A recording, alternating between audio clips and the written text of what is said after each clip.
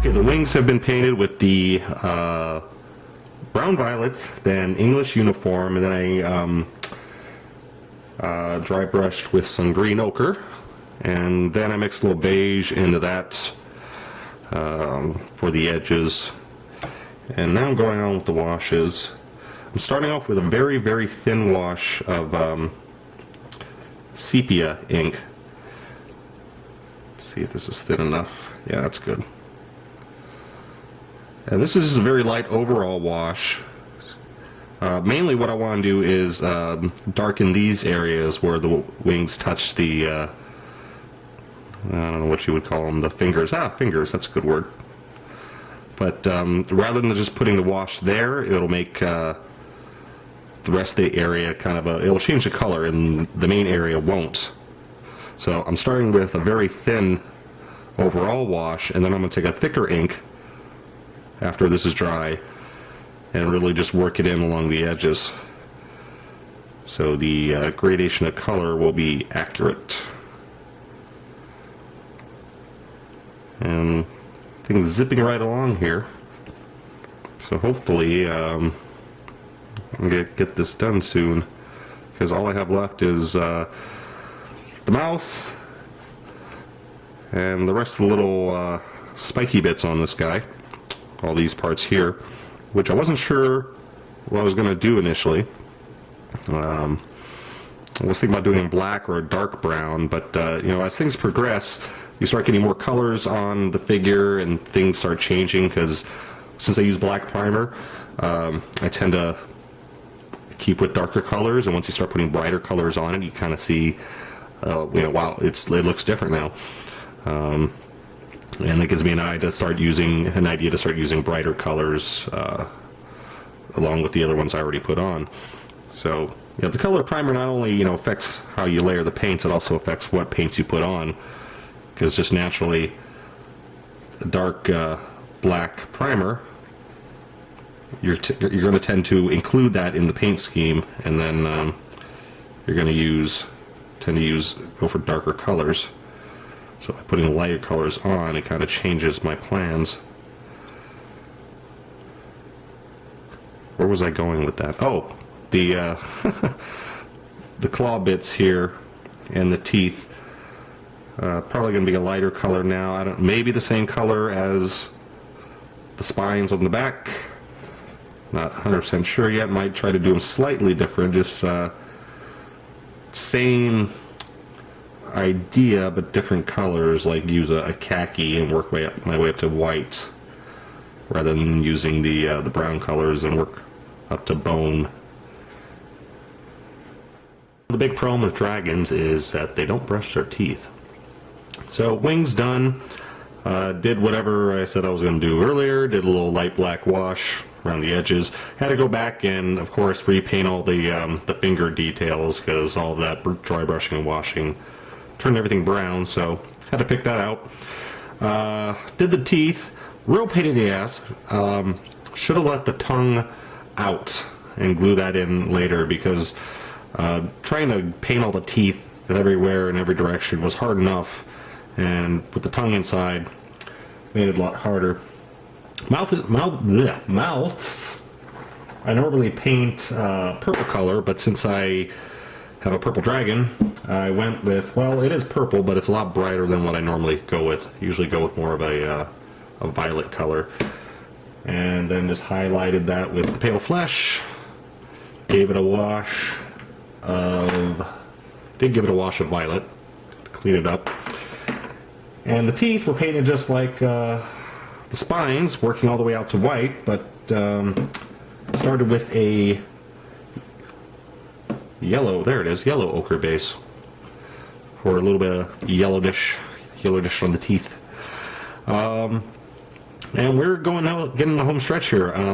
Painting the other spikes, decided to go with the same color as the spines, and just got to doodle up the base, and that's going to be about it. Going to take this blue color and apply it in a few other areas, like around the edges of the claws, I believe, and bring it out a bit more into the gum line, or around the mouth at least. But that's about it. So moving on to the base, and just doing the rocks now. I'd like to do rocks more of a wet blending technique. I don't know why, it just seems to fit because they're more, they're more natural. So some gradation in color, I think, works better. And I just made up a pretty random mix of light gray paint, German gray, and added some dark SS camo brown, black brown. And it's just really thin. And if the paint underneath is already, I keep adding more light gray to it. If the paint underneath is, still wet, that's totally fine. I can wet blend it in together and get a nice gradation of colors. And it looks good. The branches, well, the stumps down here, painted those.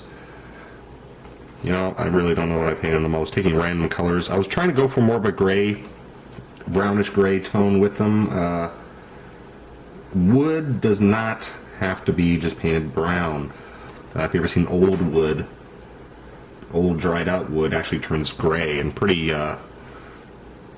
amazing color of gray. It's not even brown at all anymore, but actually it can look just like these rocks here. So I was doing that. I may have to go back and change the color of those though, because they're too close to the color of the groundwork. So I'm not sure what I'm going to do with those. I didn't go full gray on those because I knew I was going to be doing gray on the rocks here. But once I get that done, all the weaponry down here, it's all going to get a heavy rusting to it. Because again, this is old ancient battlefield look I want. So don't know what I'm going to do with the stumps right now, but yeah, they're going to have to be changed. They're way too close to the base color. Oh, back onto the rocks here. After adding light gray a couple times, I usually go and add some beige color. You can paint rocks, any color. Rocks are literally any color you could think of. I mean, they don't have to be gray. They could be brown. They could be warm gray, cool gray, or any color in the rainbow actually. So what I like to usually do is warm it up by mixing in brown, and then after adding the light gray a few times, I'll add some a warm color like beige into the mix. And again, that gives a nice gradation of color. And in this case, it'll warm up the color a little bit, going for warm rocks to keep my brown theme roughly going. Okay, so I think this is going to be the final video before the finale. Base pretty much done. I got a few washes to do. I'm going to do a rust wash on the metals, which I will show you in a second. Got the gold here on the dragon, which looks really out of place because there's no other gold anywhere else. However, once the rider is set, there'll be a lot of gold on this area, so that should balance out good. Had to do some various cleanup work. All these spikes, it's very easy to splatter the paint, so I had little droplets of off-white all around the place. The front here, this little crest on the front, went back with my dark blue gray, and I re-highlighted this by adding bone in the hopes that the bringing some bone color into here would help it match all the other bone color all over the other figure. The one thing, if I wasn't painting this to match my army, I would have painted the wings this color or something similar to that, because you don't want a color in a single place, and I have the blue, this shade of blue, only along the underbelly. Matching it with the wings would have been a good match, or painting this area brown, one or the other. So that's the color composition is slightly off. It's nothing major though, and once it's in the army, it's going to match the rest of the army, and that was the main point. The only things left to do is some touch-up work here and there, painting the eyeballs. And the rider and stuff, which we're not going to complete in this video. This is just on the dragon. Now, for all the weaponry on the bottom, I want to make it nice and rusty. So I'm mixing up some Vallejo Panzer Ace dark rust and light rust. Just a little bit of light rust to it, to the dark rust, and making a thin wash and applying this all over. And I prefer paint for rust effects because rust doesn't have that metallic sheen, and paint won't cause it, will basically dull it, won't cause won't have any sheen like an ink will. So just going around and blotching this on, and it looks much better once it's dried. And then after this is dry, I'll go back with the light rust and do it again, basically in order to highlight the rust.